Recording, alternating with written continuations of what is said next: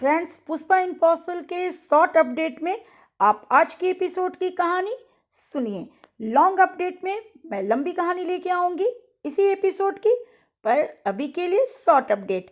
आज पुष्पा इम्पॉसिबल में दिखाया गया है कि पुष्पा जो है वो घर में बच्चों के साथ हंसी मजाक कर रही है और खुश है। उसके हाथ घायल है, बच्चे उसे सपोर्ट कर रहे हैं। तभी वहाँ पे सुशीला आती है और सुशीला उससे कहती है कि प्रार्थना के पापा काफ़ी गुस्से में हैं, तुझसे जो उन्होंने पैसा मांगा है उस रूम के लिए वो तुझे देना ही पड़ेगा। तो पुष्पा कहती है कि तू चिंता मत कर, मैं कुछ ना कुछ जुगाड़ कर लूँगी। तो सुशीला कहती है कि पुष्पा, हम एक बार क्या जगताप साहब से मिल सकते हैं ताकि मैं इनका कॉरपोरेटर बनने का जो काम है मैं उनसे बात करूं।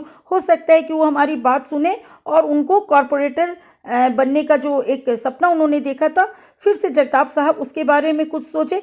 तो पुष्पा कहती है जरूर तेरे साथ मैं चलूँगी। अब आगे आगे के जो एपिसोड है उसमें मास्टर जी को दिखाया गया है फ्रेंड्स कि मास्टर जी फ़ोन करके पुष्पा को बताते हैं कि बहुत जल्दी तुम्हारे पास जुगल आ रहा है और जुगल ने फैसला ले लिया है कि वो तेरे साथ तेरे पटोले के काम में हाथ बटाएगा। और ये सुन के पुष्पा काफ़ी खुश हो जाती है। उसके आगे दिखाया गया है कि वीरेंद्र से तलवार जो है वो सुनील से कह रहा है कि किसी भी कीमत पे ये जो जुगल है वो मुंबई नहीं पहुंचना चाहिए। अगर मुंबई पहुंचकर जुगल ने पुष्पा के साथ अपनी सेना तैयार कर ली तो तुम समझ लो कि ये लोग आगे निकल जाएंगे, यानी कि इनके पटोले का काम बहुत आगे बढ़ जाएगा। क्योंकि जुगल जो है वो पटोला बनाने में दक्ष है। कांजी रांदेरिया से उसने काफ़ी कुछ सीखा था। अब इधर यानी कि यहाँ मुंबई में दिखाया जा रहा है कि पुष्पा जो है जैसे ही जानी कि जुगल आने वाला है तो वो ताना बाना का जो वर्कशॉप है जहाँ पर वो पटोले का काम शुरू कर रही है, जो उसने रूम लिया है दिलीप वाला, उसको अच्छे से ठीक कर रही है ताकि वहाँ पर जुगल आए तो उसे रहने की दिक्कत ना हो। और उसे उस कमरे को ठीक ठाक करने में कौन मदद कर रहा है? तो काकू मदद कर रही है और महेंद्र कर रहा है। और बात बात में यहीं पर पुष्पा महेंद्र से कहती है कि देख महेंद्र, मैंने सोच लिया है कि अब गोलू बाहर का कॉन्सर्ट ज़्यादा नहीं करेगा। तो महेंद्र कहता है कि हाँ हाँ, मैं तेरी इस बात से एग्री हूँ। अब आगे के सीन में दिखाया गया है कि चिराग जो है वो पुष्पा को मुंह में ब्रश करवा रहा है, यानी कि सुबह में मॉर्निंग में उसका हाथ मुंह धोने में मदद कर रहा है। खुद से ही वो उसको ब्रश कर देता है। और इस बीच चिराग के साथ पुष्पा की अच्छी खासी नोकझोंक भी होती है और हंसी मजाक भी होता है। अब इसके आगे की सीन में दिखाया गया है कि जुगल जो है एक जगह पे पुआल पे गिरा हुआ है और चारों तरफ बंद कमरे यानी कि कबाड़ टाइप का है जहाँ पूरा चारों तरफ से बंद है।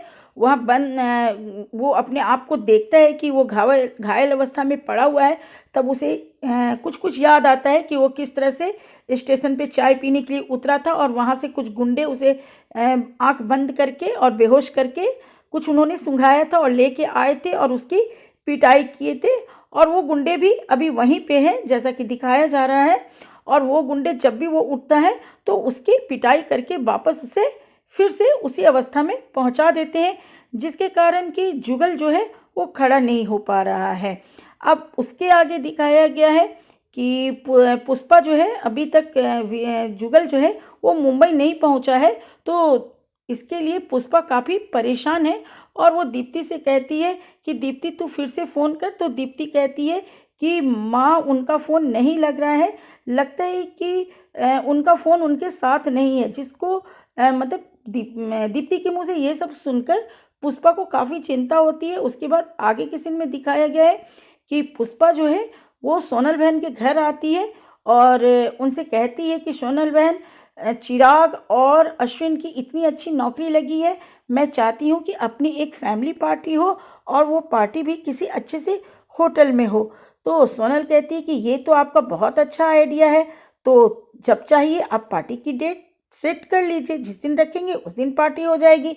और इसके आगे अब वीरेंद्र से तलवार को दिखाया गया है कि वो काफ़ी खुश है। वो इस बात से खुश है कि किसी भी कीमत पर जुगल आखिर मुंबई नहीं पहुंच सका। तो यहाँ पे फ्रेंड्स ये लगता है कि जुगल को मुंबई नहीं पहुंचने देने में पूरे के पूरे हाथ वीरेंद्र सेतलवार का है, और ऐसे भी वीरेंद्र सेतलवार ही उसका इकलौता दुश्मन है। और अब इधर दिखाया गया है कि जुगल पानी मांगता है तो गुंडे उसे, जो वहाँ पे उसको पकड़ के लाए हैं, वो गुंडे उसे पानी नहीं देते हैं, बल्कि उसकी जगह उसे और डंडे से उसकी पिटाई करते हैं। और जब तक कि वो फिर से दोबारा बेहोश नहीं हो जाता है तब तक उसकी पिटाई करते रहते हैं। और फिर से जुगल जो है वो बेहोश होके गिर जाता है, उठ नहीं पाता है। हाँ, लेटा लेटा वो सोचता रहता है कि मैं निकला था मुंबई जाने के लिए और मुझे यहाँ बंद कर दिया गया है। इस तरह से मार पिटाई की जा रही है, हो ना हो ये वीरेन भाई का ही काम है। तो फ्रेंड्स, आज की कहानी तो यहीं तक थी, लेकिन इसका लॉन्ग वीडियो मैं बहुत जल्दी आपके लिए बहुत जल्दी लेके आऊँगी। आप मेरे साथ बने रहिए। फिलहाल अभी के लिए बाय बाय।